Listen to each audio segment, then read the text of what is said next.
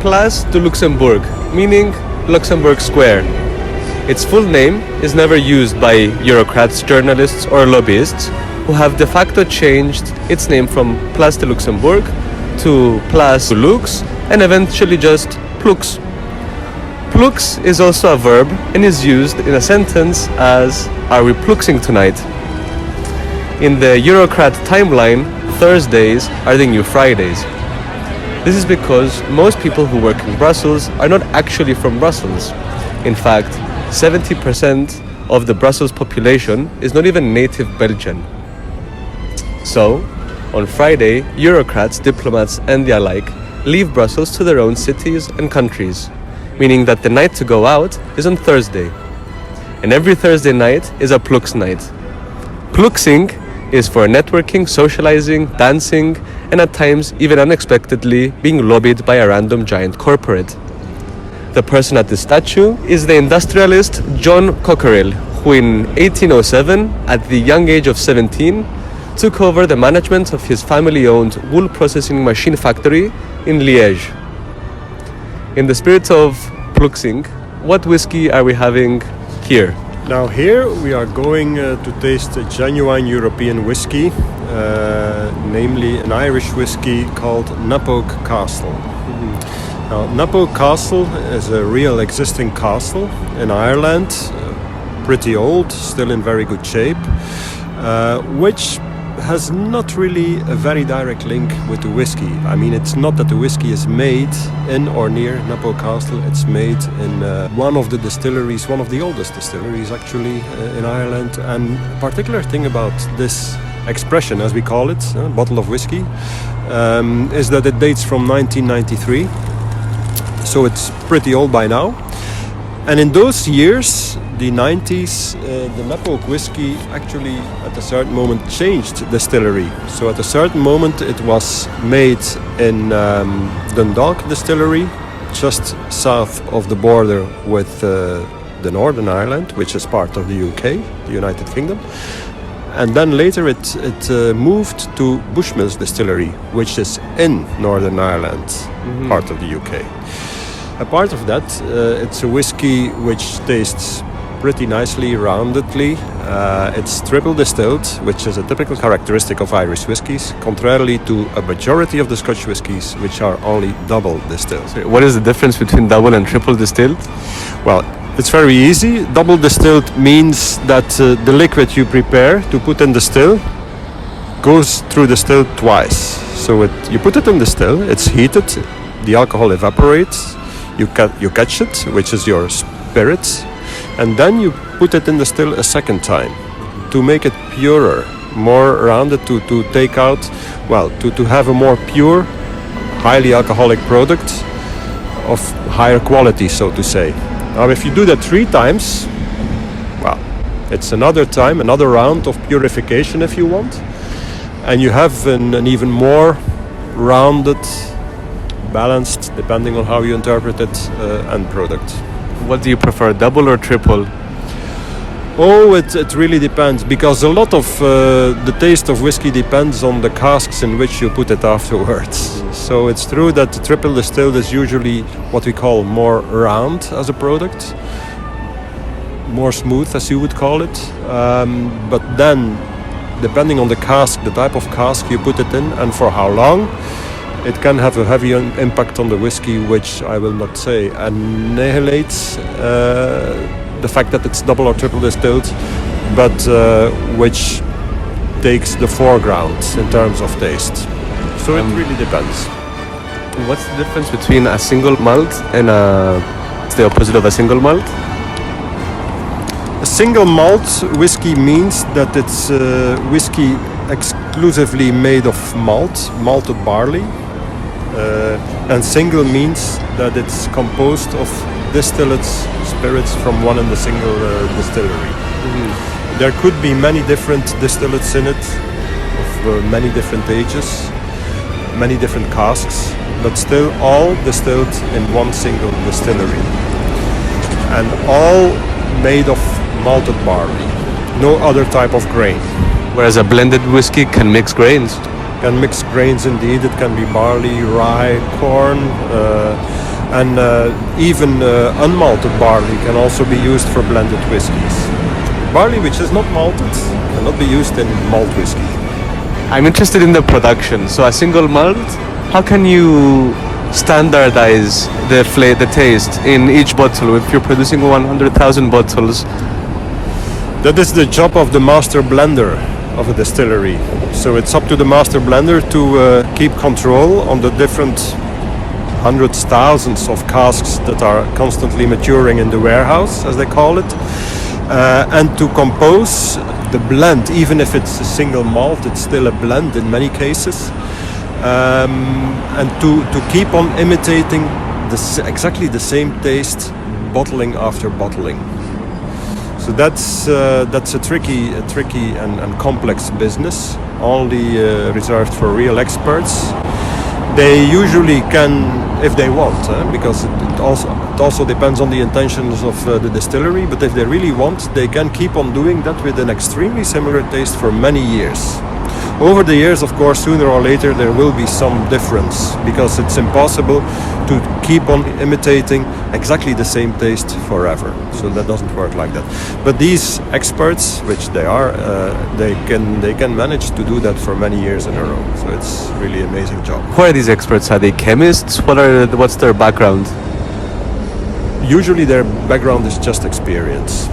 The skill of being able to nose and taste, take out the fine tastes, the subtle differences of different distillates and casks, and compose them in such a way, blend them in such a way that they each time after time, they approach an extremely similar, quasi-identical taste. Oh, cheers.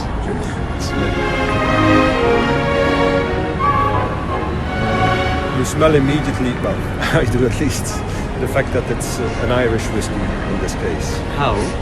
It's the fact that it's triple distilled. It gives this the smoothness also in the aromas, which again goes into the direction of a bourbon or of the very young Duvel that we just had. But when you taste it, of course, it will be different. But it's this nose is a nose that you will not find in many Scotch whiskies.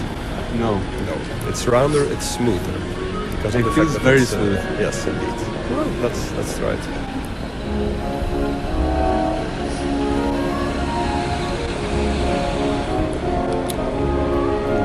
Now here in the taste there is this richness which points to the fact that it's a much older whiskey than the 3 years or that we have tasted before. So here you can taste the impact of the cask.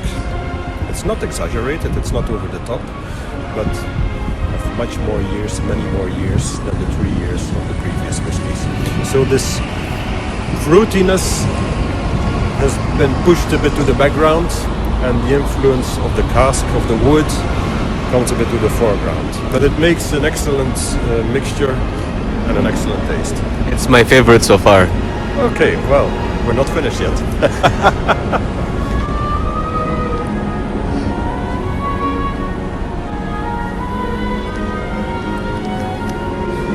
Amazing. So, in the Plux spirit, as previously mentioned, you are also the founder and president of the Belgian Whisky Society. Oh, I have to correct that. I'm not the founder, I'm president of the Belgian Whisky Society, but of a Belgian Whisky Society. There's many Belgian Whisky Societies. Yes, of course, yes. There are dozens. But the society that I helped to found, I was not the only one, was founded in the year 2003. So this year is our 20th anniversary. Oh, wow. It's the Glentanera Whisky Society of Gerardsbergen. Glentanera means the valley of the Dender. Dender is the river which flows through the center of Gerardsbergen, so hence the name. And we have been existing for 20 years now, which is quite a success as such. We have on average between 30 and 40 members every year, and we organize 6 to 7 to 8 whisky activities, mostly tastings, or sometimes a little trip. We actually have organized a couple of trips to Scotland for our members also, to visit distilleries and go and inspect on the spot. what whiskey producing. It's an active society. It's a pretty active society, yes. We, for instance, today we are Wednesday, we will have a whiskey tasting on Friday, the day after tomorrow. Very nice. Why do you have such a passion for whiskey? What made you like it so much to be a co-founder and president? That came by coincidence. When I was still a student in a silly, simple pub game, I won 2 bottles of J&B, which is a standard blended whiskey. So in my student room, sometimes, from time to time, I opened one of these bottles and I tried it. It's not like I was over the moon, but nevertheless I was fascinated by the background. Then a couple of years later, by coincidence, in a shop I found 2 bottles, leftovers they call them, that they sold out of their cellar, out of former stocks, of single malt whiskies. One was a Bowmore and the other one was a Macallan. 2 very famous Scotch whiskey distilleries. I took them home, I opened them, and that's where the whiskey world really opened to me. The tastes were amazing. I bought a book, I started reading about it. By chance, in those days, the years 2002, 2003, there was a pub in Gerardsbergen where I was living, where they had quite a nice selection of whiskies on offer to drink.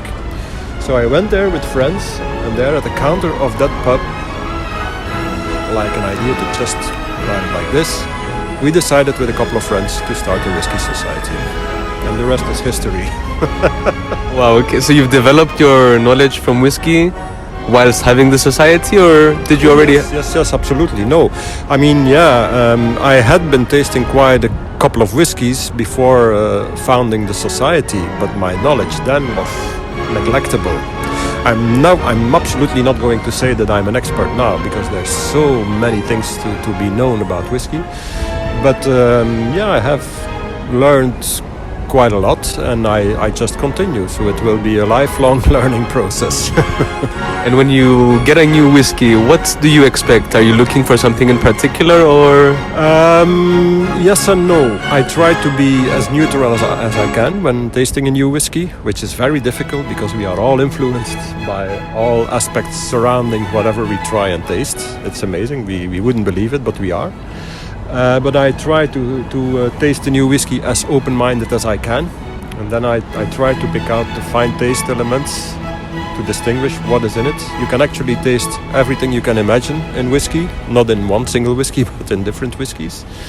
You name it, you can taste it. And then, of course, once you manage to take out the different fine taste elements, it's a matter of your personal preference and appreciation to decide on which whiskies you like better than others. And what is the correct way to drink whiskey? I know there are people who drink it without anything. Some people put a bit of water, some people put ice, some people put Coke. What's the correct and the sacrilege way? There is no rule, there is no law.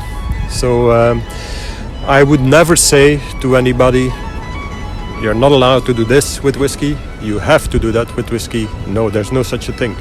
We can only suggest and advise and accompany new whiskey drinkers by saying, try to avoid this, try to do this. But let's say that a J&B, which we mentioned already, which is a standard blended whiskey, it's okay to put it in what we call a tumbler, a big, strong glass. You put some ice in it, and then your J&B in it, or the other way around. First the J&B, then some ice in it. You have a nice, refreshing, highly alcoholic drink. For me, that's a different type of drink than a sophisticated single malt whiskey, which you would taste in like a tasting glass, which is smaller, with a foot, in which you try to nose first, to look, to see what does it look like. Is it oily? Is it more sophisticated? I mean, is it complex? And then nose it and taste it. If you put ice in a single malt whiskey, the melting process of the ice will take out the fine taste elements. It will not turn bad, but it's a shame to do that. Now, if someone wants to do that, I'm not going to stop that person. Again, for me, there are no rules. Everybody does what he or she wants with a whiskey to taste it. But if you really want to taste a complex single malt, the way to do it is to take your time with little sips, avoid the ice, and try to register in your brain what you know and what you taste and what you prefer. And is Coke allowed anywhere or nowhere? Yes, absolutely. For me, again, everything is allowed. Practically everything. Coke in a J&B with ice is also another type of drink. Can be very refreshing in the summer, warm weather, why not? You know, in Ireland, for instance, there's this habit in winter years of serving hot whiskey. That means a bit of whiskey with hot water in it, with a slice of lemon. And it's actually, you can compare it to glue wine, like in skiing areas. Yeah. It's a warming drink at that moment. So it's a totally different type of drinking whiskey. You can do many amazing things with whiskey. And again, there's no rules. There's just explore and try to figure out, for each individual, it's different, what you prefer, what you like, what you don't like.